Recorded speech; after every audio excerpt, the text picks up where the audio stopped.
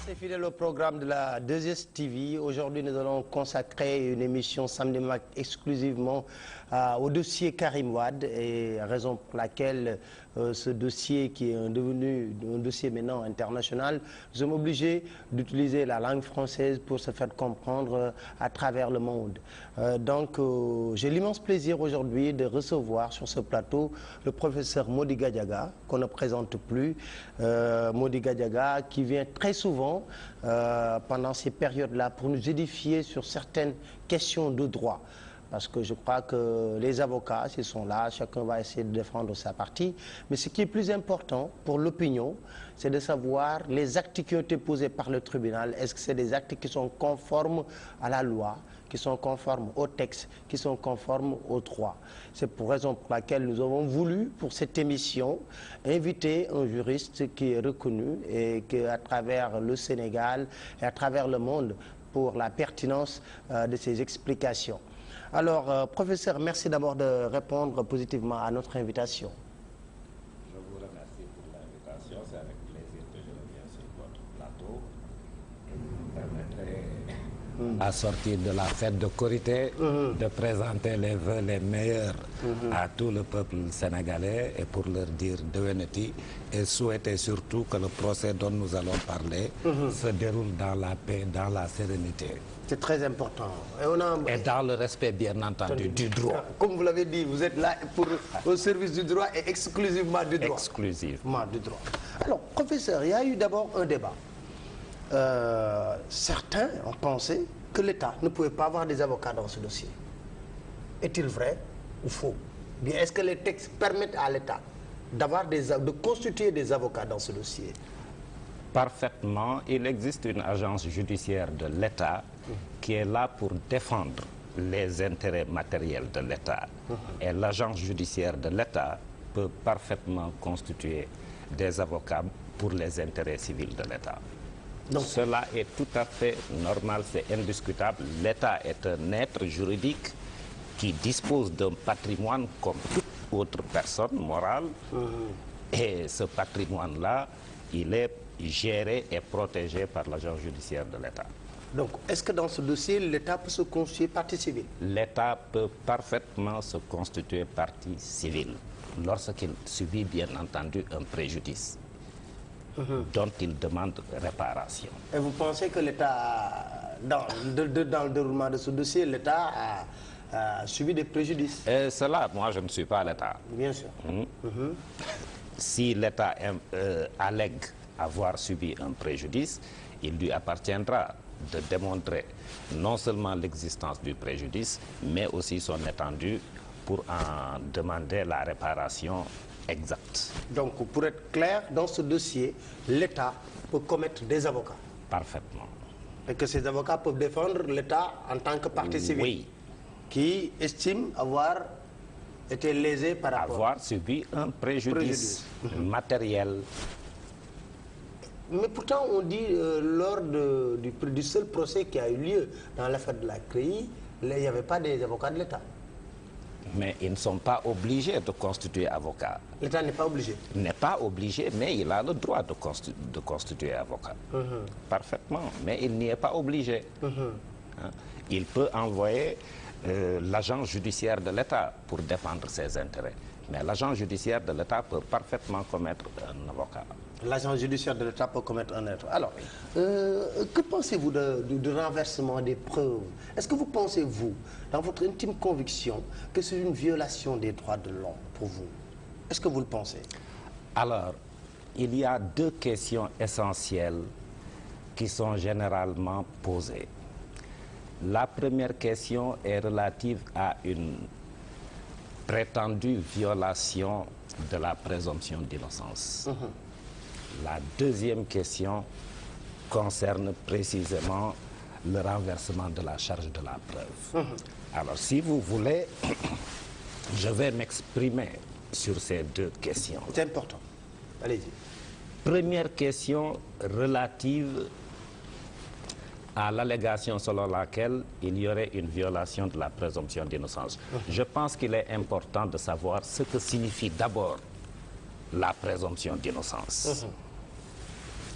la présomption d'innocence, elle signifie que nul ne peut être condamné sans que sa culpabilité ait été préalablement et légalement établie. Nul ne peut être condamné. Personne n'est encore condamné, que je sache. C'est donc à l'occasion de ce procès-là qu'il faut invoquer la présomption d'innocence, c'est-à-dire que la CREI ne pourra entrer en voie de condamnation qu'après avoir établi la culpabilité des personnes poursuivies. Personne n'est encore condamné. Il y a combien de personnes qui sont en détention sans jugement? Est-ce qu'on a entendu parler de violation de la présomption d'innocence? Très pertinent ce que vous dites là.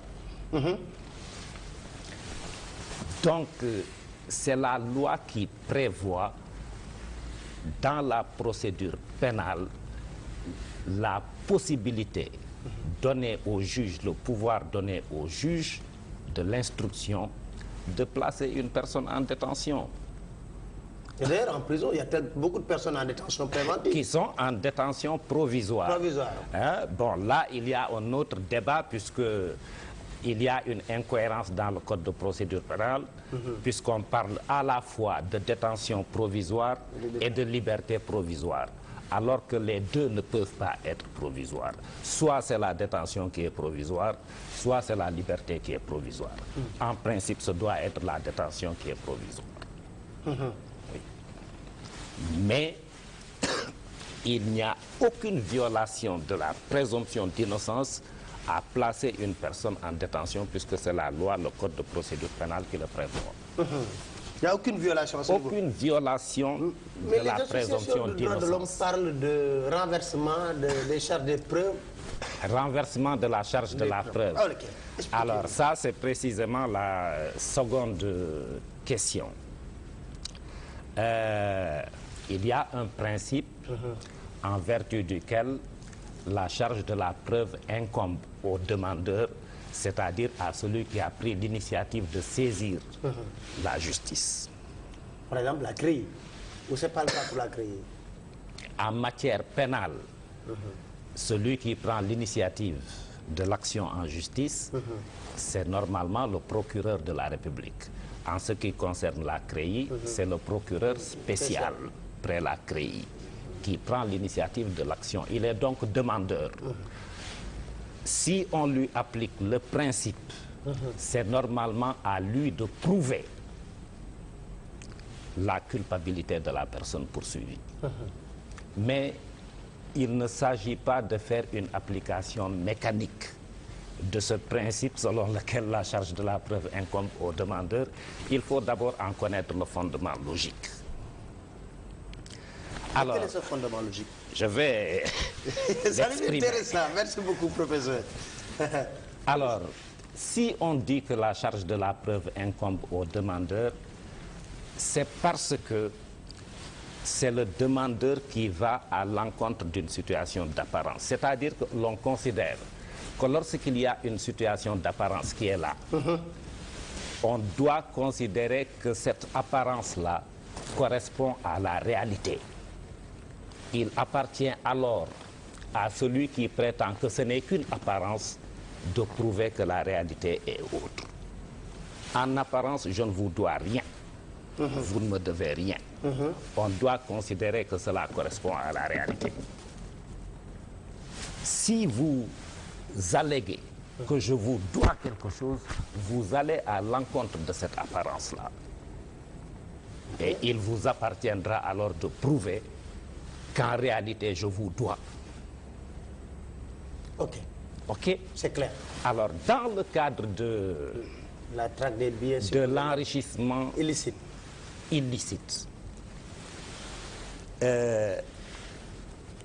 qui est constitué de deux éléments. La mise en demeure servie par le procureur pour justifier l'origine licite du bien, du patrimoine ou du train de vie mené par la personne. Et deuxièmement, l'absence de justification ou l'insuffisance de justification dans le délai imparti. 1 mois.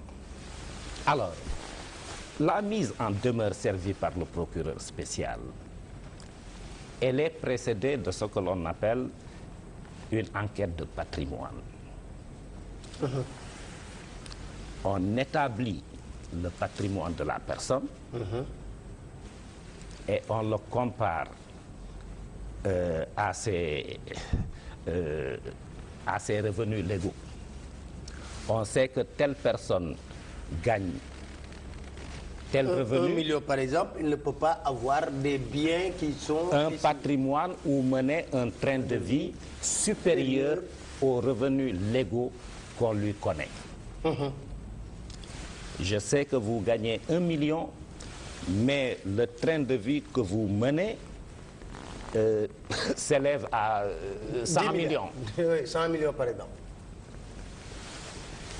Il y a une situation d'apparence qui se crée. C'est que vous vous êtes enrichi illicitement, puisque vos revenus que l'on vous connaît, et on connaît ces revenus-là, hein, puisque les personnes visées par le délit d'enrichissement illicite occupent des fonctions qui les placent en situation d'incompatibilité d'exercer une autre activité pouvant leur permettre de générer des revenus. Les revenus d'un ministre, on les connaît. Ouais. On sait ce que gagne un ministre. C'est établi. Et il ne peut pas exercer une autre activité. Si alors il mène un train de vie qui est supérieur aux revenus légaux qu'on lui connaît, l'apparence, c'est qu'il s'est enrichi illicitement. Alors, il n'appartient pas à celui qui établit cette apparence-là de prouver que la réalité est autre. Il appartient alors à celui qui prétend que c'est licitement que je me suis enrichi de le prouver, puisque c'est lui qui va à l'encontre de la situation d'apparence. Autrement dit, le procureur n'est pas... Ce n'est pas à lui de prouver l'illicéité de l'enrichissement. Il appartient à la personne dont l'apparence veut qu'il se soit illicitement enrichi de prouver la licéité de cet enrichissement. Il s'y ajoute, et c'est important, que si l'on fait l'analyse de la dénomination légale même de l'infraction, délit d'enrichissement illicite, on constate qu'il y a là un adjectif qualificatif, illicite, qui comporte un préfixe privatif, il. Le grammairien sait alors que lorsqu'un adjectif qualificatif comporte un préfixe privatif, il a pour effet de rendre négatif l'acte ou le fait qu'il qualifie. Absolument. Quant au logicien, il sait qu'il n'est pas possible de rapporter de façon directe la preuve d'un fait négatif, celle-ci ne pouvant résulter que de la preuve d'un fait positif contraire. Je vous donne un exemple bien simple. Bien sûr. Il n'est pas possible de prouver directement que je ne suis pas à Thiès. C'est pas possible. Fait négatif. En revanche, il est possible de prouver que je suis à Dakar, fait positif, d'où l'on déduira que je ne suis pas à Thiès.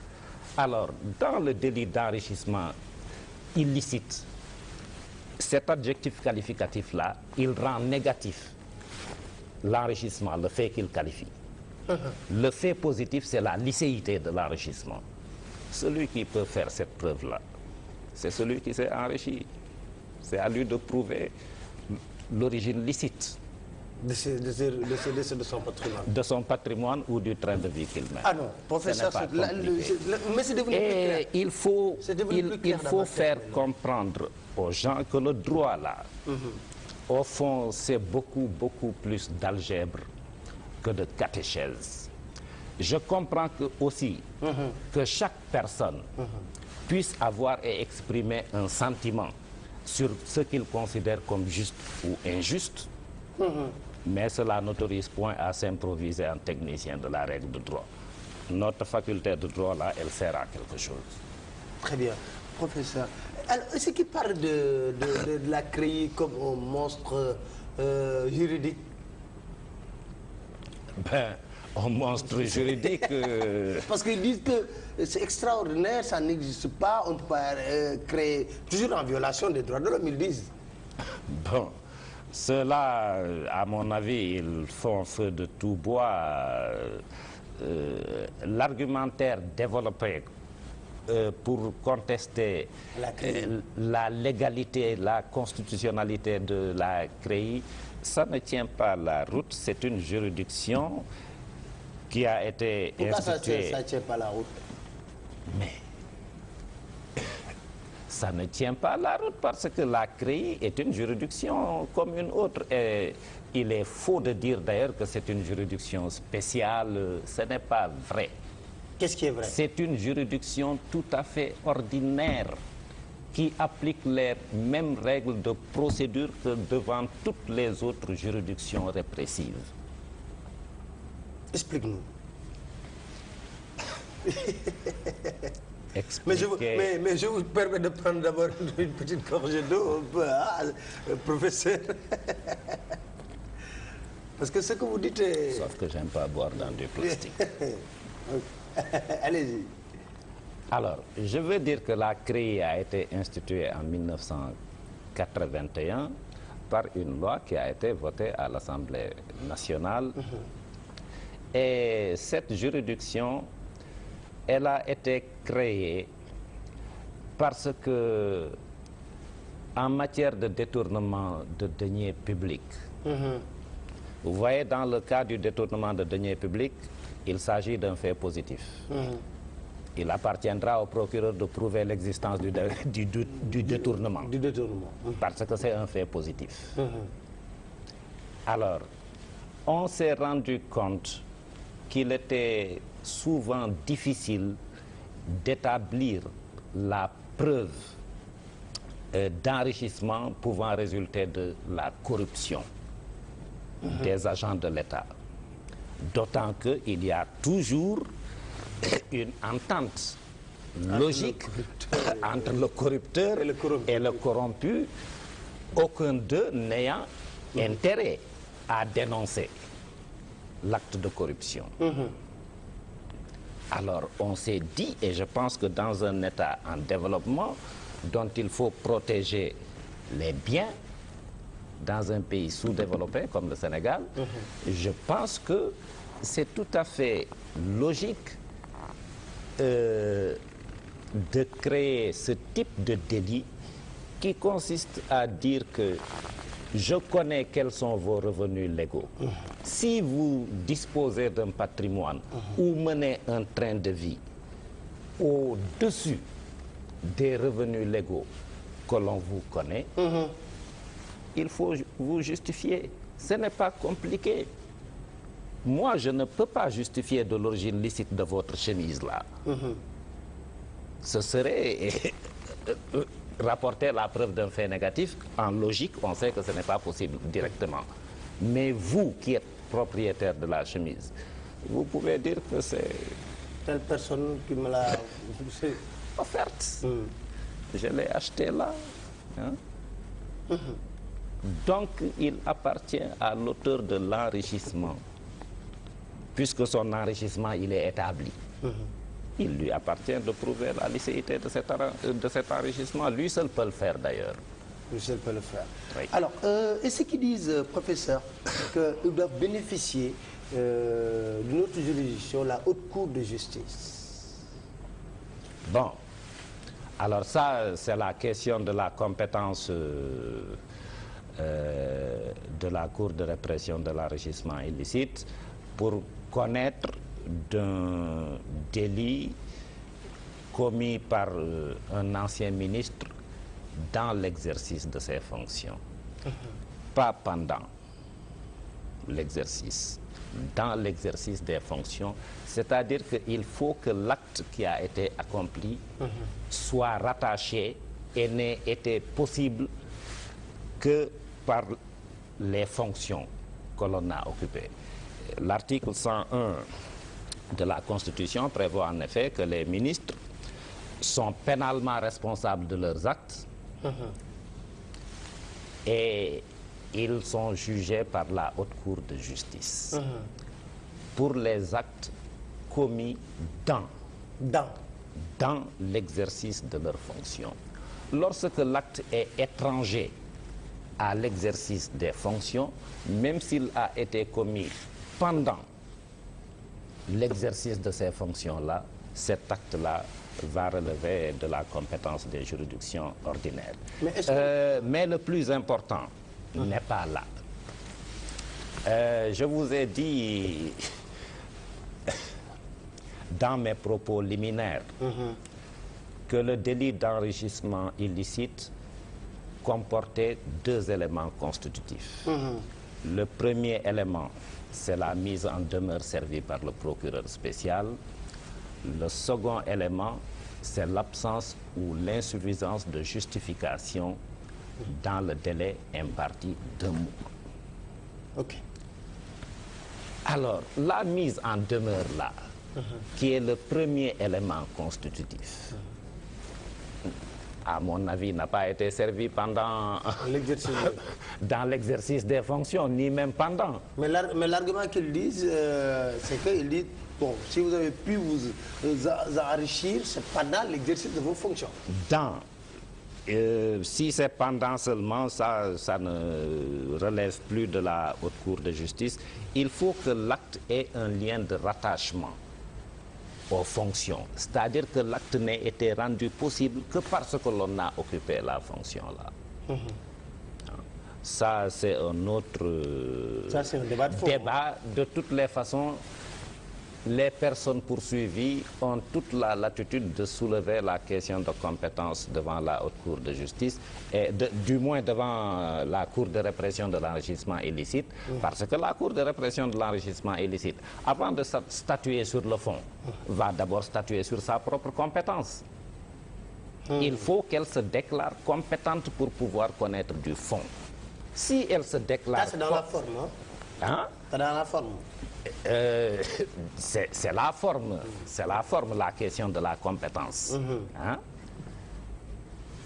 Donc, la CREI statue d'abord sur sa propre compétence pour connaître des faits reprochés aux personnes poursuivies. Si elle se déclare compétente et que les personnes poursuivies estiment relever de la compétence d'une autre juridiction, en l'occurrence la Haute Cour de justice, la loi leur offre la possibilité de faire un recours devant la Cour de cassation.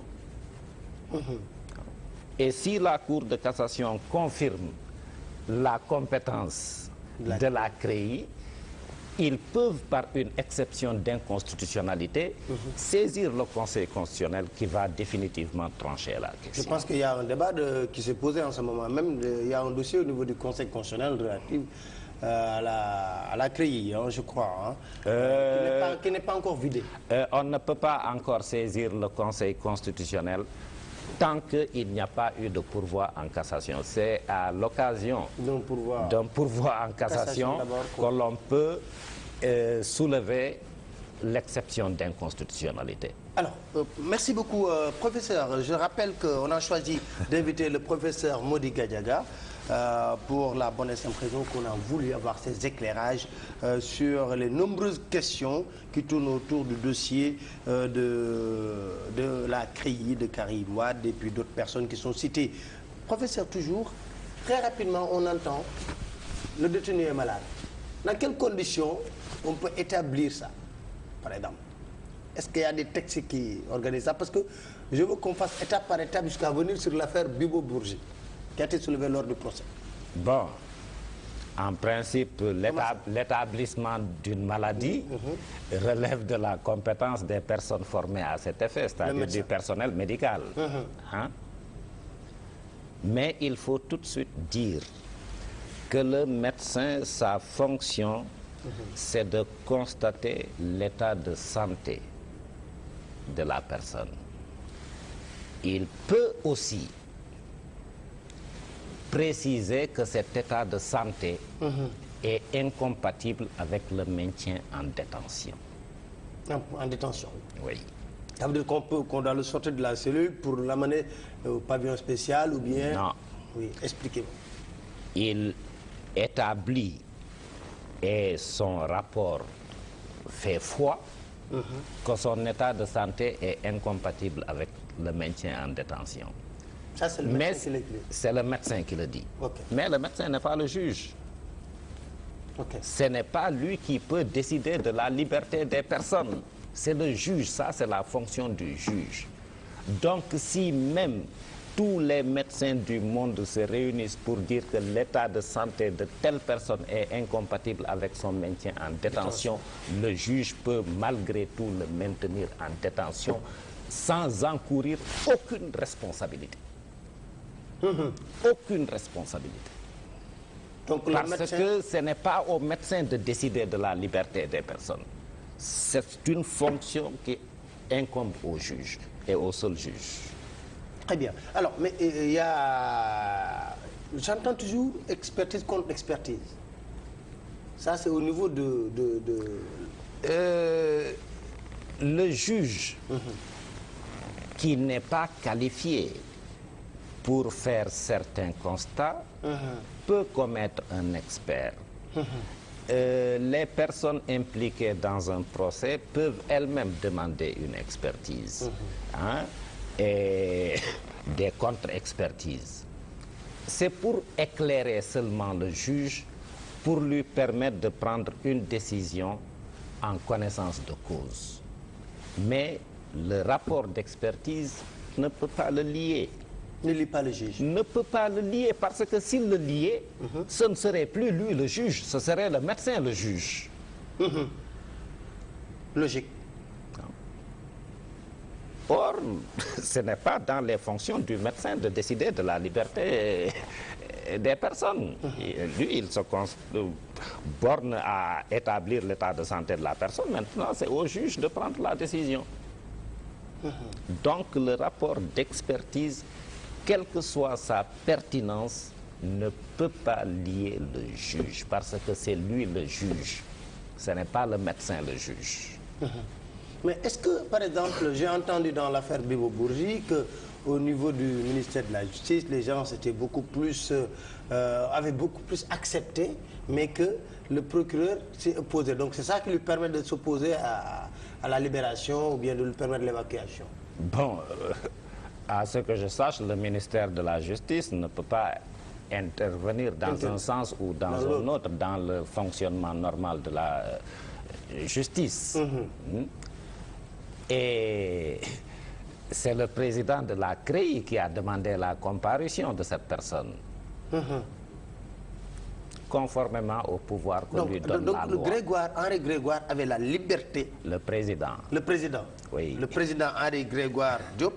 Le président de la CREI. De la CREI avait cette liberté et il y a des lois qui lui permettent de demander science tenante qu'on amène Bibo Bourgi au niveau de... Absolument. Et il n'encourt aucune responsabilité, quelles que soient les suites de cette comparution-là.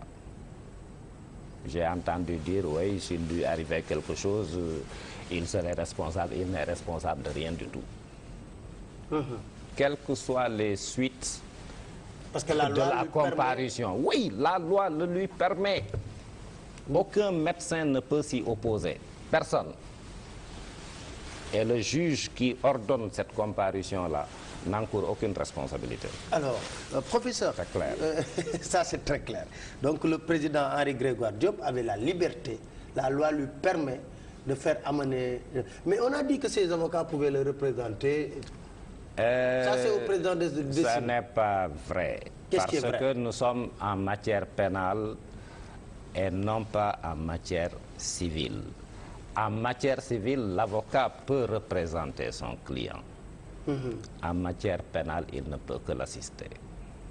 Il ne peut pas le représenter. Autrement dit, Bibo était... Il ne peut que l'assister. Maintenant, le juge, c'est lui qui a le pouvoir et le loisir de faire comparaître la personne en dépit de son état de santé. Ça, c'est la loi qui lui donne ce pouvoir-là. Donc, il pouvait bel et bien imposer la présence de Bibo pour la manifestation de la vérité. Oui, tout comme il aurait pu le juger, même en son absence. Le jugement par défaut, il existe par défaut ou par contumace, c'est selon la juridiction. J'ai entendu dire des avocats que eux, ils vont demander aux médecins de Bibo Bourgi de venir devant la barre parce qu'ils estiment qu'ils ont fait de faux documents. C'est possible? Ben, est-ce que c'est possible? De toutes les façons, les certificats médicaux de complaisance, c'est une réalité aussi. Hein? C'est une réalité, mais le médecin ayant prêté un serment, étant tenu par ce serment-là, moi je considère que le certificat médical ou le rapport d'expertise établi par un médecin,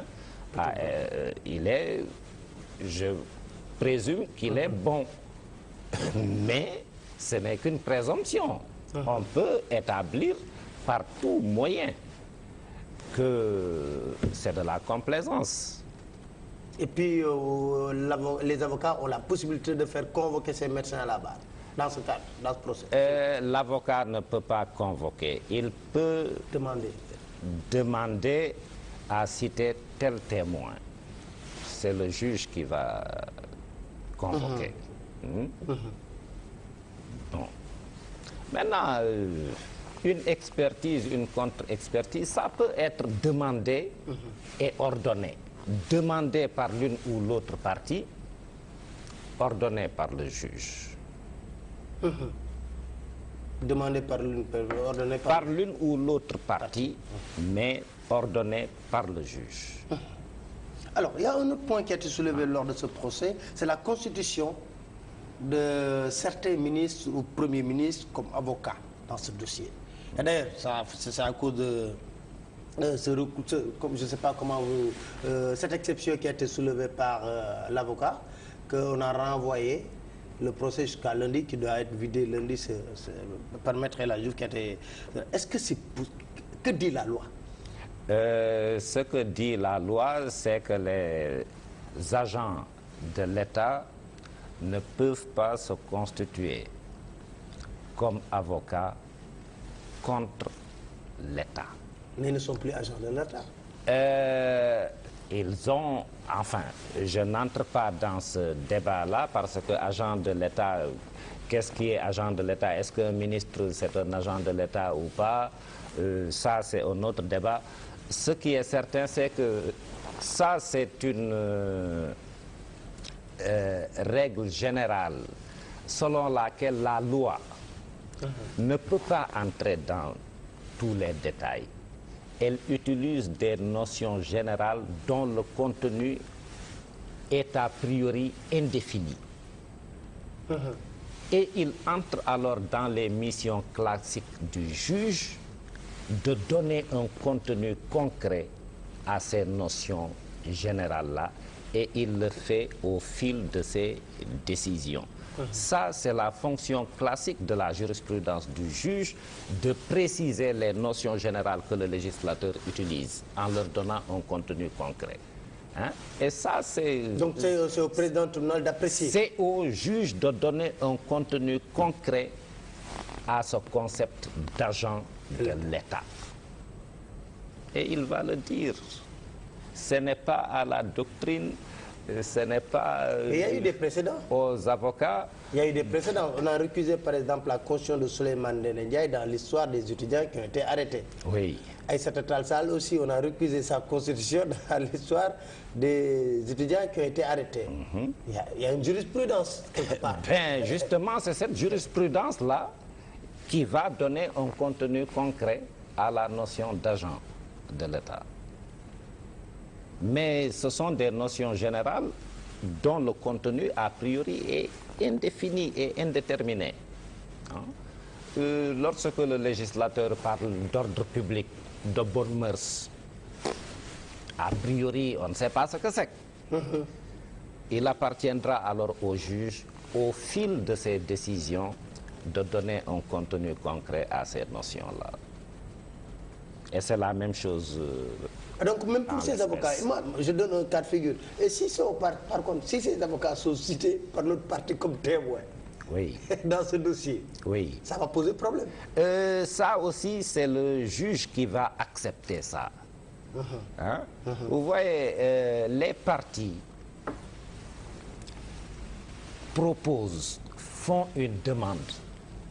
Je demande à ce que telle personne comparaisse comme témoin à charge ou à décharge.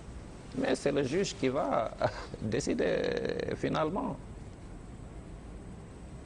de convoquer ou non, d'apprécier l'opportunité d'entendre telle ou telle personne. Bon, je cite un cas, par exemple, là, le cas Souleymane Ndéné Ndiaye, il était Premier ministre. C'est le cité comme témoin, par exemple. En même temps, il peut être constitué comme avocat. Là, il y a une disposition du Code de procédure pénale. Je pense que pour les ministres et membres du gouvernement, ils peuvent être entendus comme témoins. Mais si mes souvenirs sont bons, c'est sur autorisation, je crois, du président de la République. Oui, mais M. Souleymane Ndéné Ndiaye n'est plus maintenant... Il n'est plus... Madi Kenya, il n'est plus... Oui, donc, à mon avis, rien ne s'oppose à ce qu'il puisse être entendu comme témoin. Mais c'est un paradoxe qu'il soit avocat et en même temps témoin. Un avocat peut être parfaitement témoin. La loi lui permet. Hein? Oui. Surtout lorsqu'il n'est pas avocat, lorsqu'il n'est pas impliqué dans le procès. Hein? Un avocat peut être parfaitement cité comme témoin. Ça, alors, un avocat en exercice peut parfaitement être cité comme témoin. Très bien. Il y a un autre problème aussi parce que lors du procès, on a cité comme témoin l'autre partie, hein, la partie de Karim Wade qui disait qu'Abdoulaye Wade, Macky Sall sont cités comme témoins. Est-ce que ces deux personnes, un ancien président et l'actuel président de la République, peuvent être convoqués pour témoigner dans ce procès? Le président de la République en exercice, en fonction, non. Non. Macky ne peut pas être témoin. Il ne peut pas être convoqué comme témoin. Le président de la République en fonction, il est pénalement irresponsable de ses actes. Ça, l'article 101 de la Constitution est clair à ce sujet. Maintenant, un ancien président de la République, rien ne s'oppose a priori à ce qu'il puisse être cité comme témoin. Il peut venir. Il peut venir et témoigner devant... Alors, autre éclaircissement que vous aimeriez bien... S'il est cité, s'il est convoqué par le juge. Bon, on peut le citer, mais c'est le juge qui doit... Maintenant, si son témoignage se rapporte à des faits en relation avec les fonctions qu'il a exercées, évidemment, il est sous le couvert de l'article 101. On ne peut pas l'inquiéter. On ne peut pas l'inquiéter. Non. Alors, mais on parle beaucoup dans l'enrichissement illicite de dons. De dons. Est-ce que c'est un terme fourre-tout? Parce qu'on entend beaucoup de personnes quand on leur dit où est-ce que vous avez pris tel... Il dit ça a été un don du président de la République. La loi sur l'enrichissement illicite est aussi claire à ce propos, puisqu'il y a une disposition formelle de la loi qui précise bien que la seule preuve d'une libéralité, c'est-à-dire d'un don, d'une donation, la seule preuve d'une libéralité ne suffit pas à justifier de l'origine licite du bien. Lorsque vous recevez une libéralité de quelqu'un que vous savez avoir volé, il n'y a pas de licéité là. On vous donne un bien et vous connaissez que ce bien-là, un bien qui a été volé, a lui-même une origine illicite. Vous l'acceptez.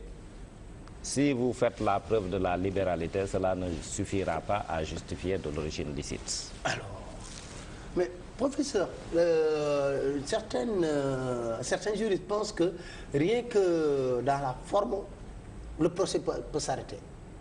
On peut soulever des cas de figure qui font de telle sorte qu'on ne peut pas vider ce procès et que le procès va s'arrêter à temps. Est-ce qu'il existe des cas précis où on est obligé d'arrêter le procès? Je n'en ai pas connaissance. Je n'en ai pas connaissance. C'est-à-dire que Lorsque une juridiction est régulièrement saisie, et c'est le cas pour la Cour de répression de l'enrichissement illicite. Donc, lorsqu'une juridiction est régulièrement saisie, elle a l'obligation de rendre une décision. Elle ne peut s'abriter ni derrière le silence de la loi, ni derrière l'obscurité de la loi, ni derrière l'ambiguïté de la loi pour refuser de prendre une décision. Une fois que la juridiction est régulièrement saisie, elle est tenue de rendre une décision et une décision motivée. Ça veut dire avec une décision qui est basée sur... Une décision motivée pour dire voilà pourquoi je décide tel. Et ces motifs-là pourront alors être critiqués éventuellement. Mais on dit qu'après la CREI, il n'y a pas de recours. Rien ne peut... Il y a un recours possible devant la Cour de cassation. Quand on donne par exemple une décision de justice, est-ce que c'est possible de faire un recours au niveau de la Cour de cassation avec la CREI? Oui. C'est possible? C'est possible de saisir la Cour de cassation. Mais l'appel n'existe pas. On ne peut pas faire appel. En revanche, on peut se pourvoir en cassation. Et ça, ce n'est pas une violation des règles. Il y a plein de décisions qui sont rendues en premier et dernier ressort. Sans appel. De telle sorte que la seule voie de recours ouverte, c'est le pourvoi en cassation. Donc, que l'on ne dise pas que, oui, la CREI, elle est inconstitutionnelle dans la mesure où le principe du double degré de juridiction n'est pas respecté. Ce n'est pas un principe constitutionnel. Ah bon? Non. Qu'est-ce que dit le principe constitutionnel? C'est une loi ordinaire qui prévoit le principe du double degré de juridiction. Ce qu'une loi ordinaire a fait, une autre loi ordinaire peut le défaire. La loi sur la CREI est une loi ordinaire qui peut ne pas appliquer le principe du double degré de juridiction, puisque ce n'est pas la Constitution qui impose ce principe-là. Ce n'est qu'une loi ordinaire, en l'occurrence le Code de procédure pénale, qui prévoit ce principe du double degré de juridiction. Ce qu'une loi ordinaire a fait, une autre loi ordinaire peut le défaire et y apporter une dérogation. Autrement dit, il n'y a pas un débat juridique autour de la CREI? À mon avis, non. C'est-à-dire que ceux qui en parlent sont des avocats, ont peut-être des intérêts. Donc, ils ne parlent qu'en fonction des intérêts qu'ils défendent, mais pas nécessairement en fonction d'une claire compréhension du droit. Alors, par rapport à ce procès, on a besoin de sérénité, hein? Oui, et j'avais commencé d'ailleurs par de sérénité, dire que je souhaite que ce procès se déroule dans la plus grande sérénité, mais je n'ai pas d'inquiétude à ce sujet aussi. Hein? Je n'ai pas d'inquiétude particulière. Le procès, il va se tenir. Il va se tenir. Et le droit va dire. Voilà, le droit va être dit et puis la décision rendue va tomber dans le domaine public et il appartiendra à qui veut de critiquer, de faire des recours, etc. Ça, c'est sûr. Hein? Le juge, il va motiver sa décision de toutes les façons. Hein? Donc, c'est à l'occasion du procès que l'on doit invoquer la présomption d'innocence. Le juge ne pourra entrer en voie de condamnation que si la culpabilité de la personne poursuivie est établie. C'est la raison pour laquelle, d'ailleurs, c'est important. Lorsqu'il y a un doute dans l'esprit du juge, ce doute-là profitera toujours à la personne poursuivie. Je ne sais pas si vous avez fait ou vous n'avez pas fait. Il y a un doute dans ma tête. Ce doute-là va vous profiter. Donc, faut avoir confiance à la justice sénégalaise. Parfaitement. Et il y a des voies de recours. Le pourvoi en cassation est là, mais il y a surtout que la décision rendue va tomber dans le domaine public. Ce qui signifie que moi, juriste, si je ne suis pas d'accord je vais critiquer cela au vu et au su de tout le monde. D'autant plus que le procès est tellement médiatisé que maintenant ça ne peut pas échapper. Alors, une question, on a posé la question au président, la retransmission en direct du procès, est-il possible? Ben, en principe, les procès ne sont pas retransmis par la radio ou par la télévision, mais le principe, c'est que les décisions de justice étant rendues au nom du peuple sénégalais, au nom du peuple souverain du Sénégal, le procès, il est en principe public. Tout ce que vous pouvez assister. N'importe qui. N'importe qui, bien sûr. Sans condition. Sans aucune condition. Hein? Ni de nationalité.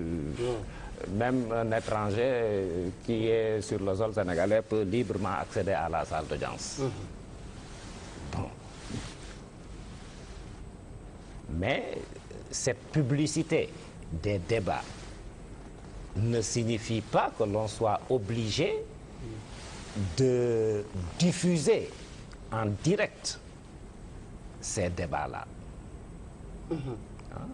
D'autant que la présence de caméras ou de micros, etc., ça peut altérer un peu la sérénité aussi qui doit entourer la tenue des débats. Le sensationnel. Voilà. Hein? Donc, en principe, les débats, ils sont publics, ce qui signifie que toute personne a normalement accès à la salle d'audience sans aucune condition particulière, mais cela n'oblige pas à diffuser en direct ces débats-là, d'autant que cette diffusion-là pourrait gêner un peu la sérénité qui doit... Et puis ça pourrait être une tribune choisie pour souvent dénaturer un peu le procès. Dire autre chose qui n'a rien à voir avec le procès. Donc on a besoin de sérénité quand même. Hein. Professeur, vraiment je vous remercie de vos éclairages. C'est des éclairages qui sont... Ben, je vous remercie aussi pour l'invitation. Non, mais vous êtes de la maison. C'est une amitié que vos téléspectateurs apprécieront. Apprécieront. Professeur, est-ce que nous avons une question ci wolof rek nga leeral? Ça va être compliqué. Xam nga est-ce que juge bi am na droit jëli Bibo Bourgi indi ko? Am na sañ-sañ boobu. Même bu dee mi ngi sukuraat. Mi ngi sukuraat. Am na même bu dee mi ngi sukuraat mën na ko indi. Mën na ko indi. Oui. Même s'il est en agonie. Mën na ko indi te amul dara lu ko ciy topp. Amul dara bu lu ko ciy topp. Même su fa jógee dem Balzac. Amul dara lu ko fay topp. Amul dara lu koy ciy topp. Parce que médecin bi du attekat. Attekat bi mooy juge bi. Moom dong la yoon may sañ-sañ woolu diw denc ko. Du médecin moo naan kii warta dugg kaso. Médecin bi lu mën a wax mooy kii de tawat na tawat bi méngoowul ak ñu denc ko kaso waaye même su waxee loolu te muy dëgg juge bi mën na ko denc te dara du ko ci fekk. Dara du ko ci fekk. Dara.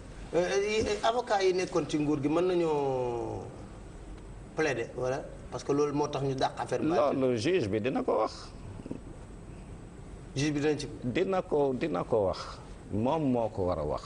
Ah, moom mooy apprécier. Voilà moom mooy apprécier ndaxte nee nañu ministre du agent de l'État la. Terme boobu moom moo ko wax. Terme bi agent. Juge bi mooy wax. lu muy méngoo lan la waaw. Juge bi moo koy wax te dina ko wax. Ça c'est important. Donc fi mu nekk nii pour est-ce que mën nañu woo Macky Sall mu témoigner parce que ñu am nañu cas mënut a nekk. Kenn mënu ko. Kenn mënu ko yoon mayu ko kenn. Wade moom mën nañu koo woo wante loolu juge bi mooy apprécier. mën na ko mooy apprécier mais bu dee ci ay mbir yoo xam ne la Ablaye Wade mu ngi nekkoon président de la République boobu du ko mën a woo ndaxte day bénéficier protection article 101 de la constitution. waaw haute cour de justice tamit ñoom nee nañ foofu lañ leen war a atte waruñu leen atte CREI yi. CREI yi dina wax ndax mën na leen atte balaa mu leen di atte. dina wax moom ci boppam.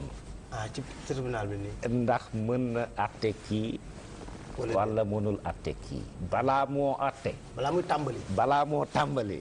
dina. wax ndax ban laa ko. waaw. kon jarul yàkkamti. loolu kon ñu ànd ak dal rek dal defe naa c'est très important professeur donc dama lay sant di la gërëm yëkkati la ci samedi bi mais baaxoon na aussi pour sénégalais yi mën a xam. C'est très important. Professeur Mody Gadiaga, éminent juriste qu'on ne présente plus, qui a été avec nous pratiquement dans toutes les affaires pour nous éclairer un peu sur les textes, ce que disent les textes. Ce que j'ai l'habitude de dire. Oui, et toujours au service du droit. Exclusif du droit. Vous l'avez dit, je me rappelle, lors de la candidature, lors du débat sur la recevabilité et l'irrecevabilité, que Pape Alé, moi je suis là, qu'au service du droit, exclusivement du droit.